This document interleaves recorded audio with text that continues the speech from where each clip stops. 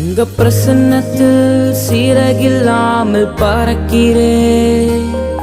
உங்க சமூகத்தில் குறைவில்லாமல் வாழ்கிறேன். உங்க பிரசன்னத்தில் சீரகில்லாமல் பறக்கிறேன். உங்க சமூகத்தில் குறைவில்லாமல் வாழ்கிறேன்.